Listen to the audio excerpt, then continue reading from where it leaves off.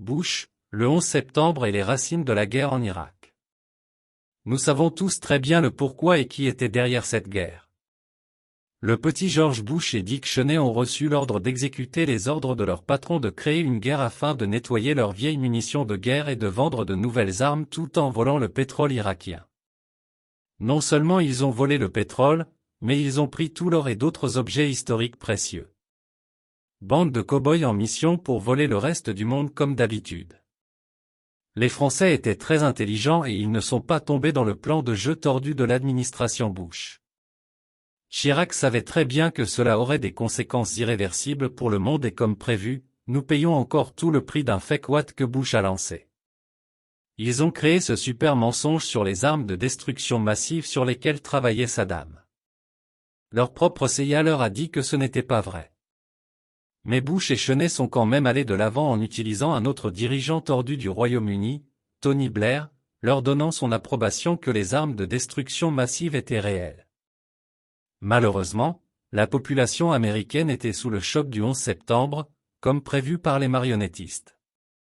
Toutes les personnes impliquées dans la décision de la guerre en Irak doivent être traduites en justice pour crimes contre l'humanité. Les États-Unis ont l'habitude d'inventer des mensonges pour attaquer un autre pays afin de lui voler son pétrole et d'autres ressources naturelles. Dernièrement, nous avons eu le Venezuela comme un très bon exemple, mais dans le passé, nous avons vu plusieurs jeux similaires joués en Amérique du Sud, en Amérique latine et dans la région du Pacifique. L'Afghanistan n'avait pas de pétrole mais avait beaucoup de production d'opium et d'héroïne. Grâce aux États-Unis, la production de ces médicaments a chuté et le commerce a augmenté. Je suppose qu'ils avaient une bonne logistique. Nous vivons dans un monde de tromperie par un système capable de s'en tirer avec un meurtre et de se remplir les poches au maximum. Les scandales financiers sont une autre facette de la stratégie mise en place par les mêmes puissances.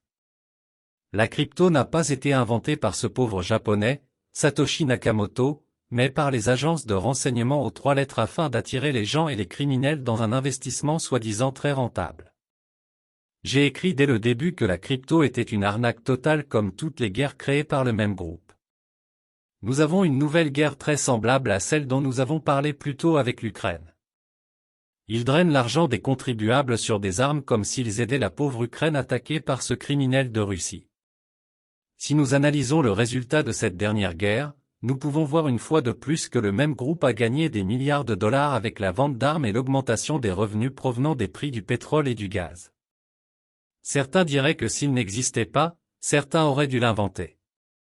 À ce rythme, pourquoi arrêteraient-ils la guerre? Ils sont occupés à compter leurs profits comme d'habitude des deux côtés pendant que les pauvres Ukrainiens meurent. N'oublions pas que plusieurs oligarques ukrainiens profitent également de cette guerre.